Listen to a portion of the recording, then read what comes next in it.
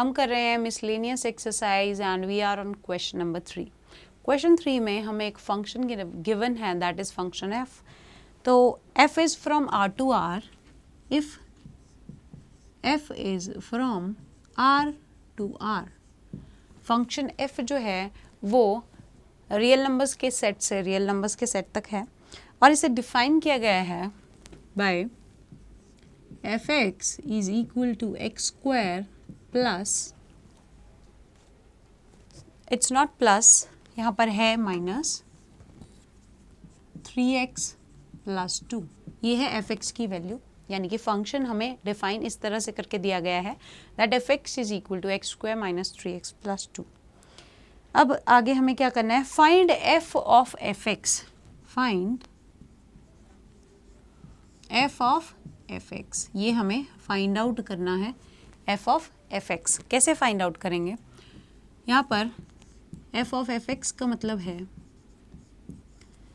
कि हम इसको लिख सकते हैं सबसे पहले एफ एक्स की value F of x square minus 3x plus 2, right.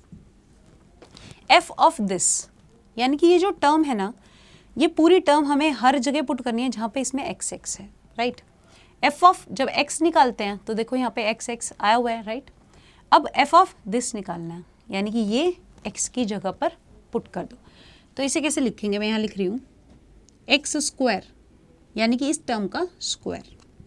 तो हम लिखेंगे x square minus 3x plus 2 का होल स्क्वायर माइनस 3 इंटू ये वाली कंप्लीट टर्म, एक्स है ना यहाँ पे, यानी कि ये complete term, this is x square minus 3x plus 2 और प्लस में 2। अब इसको हमें सिंप्लीफाई करना है। सबसे पहले इसका स्क्वायर ओपन करना है, यानी कि हमें करनी है यूज़ आइडेंटिटी। इसमें आइडेंटिटी कौन सी लगेगी, हमने एक छोटी क्लासेस में आइडेंटिटी पढ़ी हुई है, क्लास जोन सी भी क्लास में, इससे पहले हम पढ़ चुके हैं 7, 8, 9 में भी। तो उसमें हमने एक आइडेंटिटी पढ़ी थी, क्या थी identity, a plus B plus सी का होल स्क्वायर, ठीक है। तो आइडेंटिटी क्या थी देख लेते हैं, अगर आपको याद नहीं है तो, वैसे आपको सबको याद होनी चाहिए, a प्लस बी प्लस सी का whole square, right. a plus B plus c whole square होता है a square plus b square plus c square plus 2ab plus 2bc plus 2ca। अब इस तरह से इसे ओपन करते हैं, दिस वॉज द आइडेंटिटी, और ये आपको याद होनी चाहिए, ठीक है। तो इसको हम अप्लाई करेंगे इन दिस, तो सॉल्व करते हैं।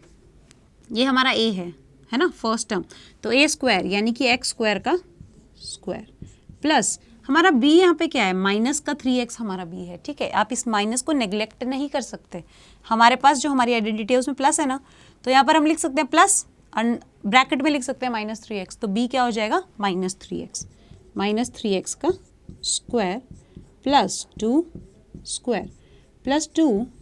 अब a क्या है एक्स स्क्वायर, b क्या है माइनस 3x प्लस 2 bc, ये b है और ये c है, माइनस 3x एंड 2 और प्लस में 2ca, c क्या है 2 और a है एक्स स्क्वायर, राइट। ये हमारे पास आ गया। ये क्या किया मैंने, सिर्फ इसको ओपन किया अभी तक, अभी ये जो आगे है वो भी लिखना है, वो भी यहीं लिख देते हैं। कितना आ जाएगा माइनस 3x स्क्वायर, मैं इसको ओपन कर रही हूँ, माइनस 3 से मल्टीप्लाई कर रही हूँ, प्लस 3 3 ज़ा 9x minus 3 into 2 is 6 minus 6 and plus 2, ठीक है। ये मैंने पूरा कर दिया है सॉल्व। अब इसको एकदम अच्छे से सॉल्व करेंगे और सिंप्लीफाई कर देते हैं। यहाँ पर देखिए x raise to power 4, minus का स्क्वायर प्लस हो जाएगा 9x स्क्वायर प्लस 4, आगे देखेंगे माइनस 2 3 ज़ा 6 x क्यूब माइनस अगेन 3 2 ज़ा 6 2 ज़ा 12, तो 12x प्लस 2 2 ज़ा 4 x square, this is 4x square, right. और जो आगे की टर्म्स हैं वो भी लिख देते हैं, माइनस 3x स्क्वायर, ठीक है, प्लस 9x और माइनस 6 प्लस 2 को लिख सकते हैं माइनस 4। अब हम लाइक टर्म्स जो हैं, एक जैसी जो टर्म्स हैं उन्हें एक साथ देख लेते हैं, ठीक है। सॉल्व करते जाते हैं। देखिए x की पावर 4 की सिर्फ एक ही टर्म है, सबसे पहले यही लिख देते हैं, x रेज टू पावर 4। अब देखते हैं क्यूब वाली को कितनी टर्म्स हैं। यहाँ देखो सिर्फ एक टर्म है जिसमें x क्यूब है, तो हमारे पास आ जाएगा -6x क्यूब। अब स्क्वायर वाली टर्म्स ढूंढने की कोशिश करते हैं, राइट। स्क्वायर वाली जो टर्म्स हैं वो हमारे पास है 9x स्क्वायर एक, उसके बाद मेरे पास है 4x स्क्वायर और एक है 3x स्क्वायर। देखो 4x स्क्वायर में से 3x स्क्वायर माइनस करेंगे, सिर्फ एक x स्क्वायर बचेगा, इसमें से मैंने ये माइनस किया। और एक x स्क्वायर जो बचा वो इसमें ऐड कर दो तो कितना आ जाएगा, हमारे पास आ जाएगा प्लस 10x स्क्वायर। मैंने क्या किया, ये जो x स्क्वायर वाली टर्म्स थी, जो लाइक टर्म्स थी, उन्हें एक साथ ले लिया। तो देखो 9 प्लस का है, 4 प्लस का है और माइनस का 3। 4 में से 3 माइनस किया, 1x स्क्वायर बचा एंड उसके बाद मैंने वो 1x स्क्वायर ऐड कर दिया 9 में, तो आ गया 10x स्क्वायर, ठीक है। अब मैंने देखो पावर 4 वाली टर्म्स लिख दी हैं, पावर 3 वाली टर्म्स लिख दी हैं और स्क्वायर वाली टर्म्स भी लिख दी हैं। अब चाहिए हमें वो टर्म्स जिनमें x की पावर 1 है। तो देखो एक तो ये टर्म है -12x और 9x, ठीक है। एक माइनस किया एक प्लस किया तो सब्ट्रैक्ट करेंगे, 12 में से 9 गया 3x और आएगा माइनस का साइन क्योंकि ये बड़ा है, राइट। तो 3x माइनस का। अब मैंने x की पावर 1 तक की भी टर्म्स लिख दी हैं। अब मेरे पास बची हैं वो टर्म्स जो कांस्टेंट हैं। तो यहाँ देखो ये है +4 विच इज़ कांस्टेंट और मेरे पास है -4, ये भी कांस्टेंट है। तो +4 से -4 क्या हो जाएगा, कैंसिल आउट हो जाएगा। तो मेरे पास ये आ गया, ठीक है। अब चाहें तो इसमें से x कॉमन ले सकते हैं और आप इसको इस तरह से भी लिख सकते हैं, x कॉमन ले लो, अगर आपका मन हो तो आप यहाँ भी छोड़ सकते हैं। वैसे x cube -6x square plus 10x -3, ये थोड़ा देखने में अच्छा लगता है, बस इतना ही।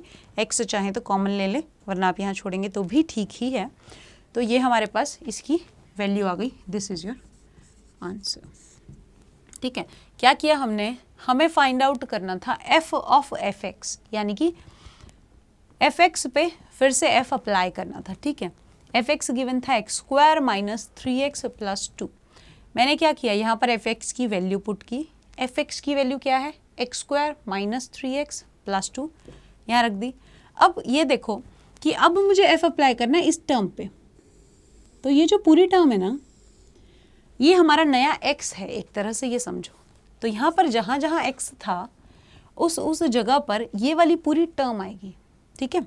तो मैंने क्या किया, x का स्क्वायर, जब fx था तो इस टर्म का स्क्वायर, अब f ऑफ दिस है तो इस टर्म का स्क्वायर, ठीक है। -3 मल्टीप्लाई x होता है तो मल्टीप्लाई ये कंप्लीट टर्म और प्लस कांस्टेंट दैट इज 2। उसके बाद आपको ये आइडेंटिटी याद होनी चाहिए, अगर याद नहीं है तो आप अब कर लीजिए, राइट।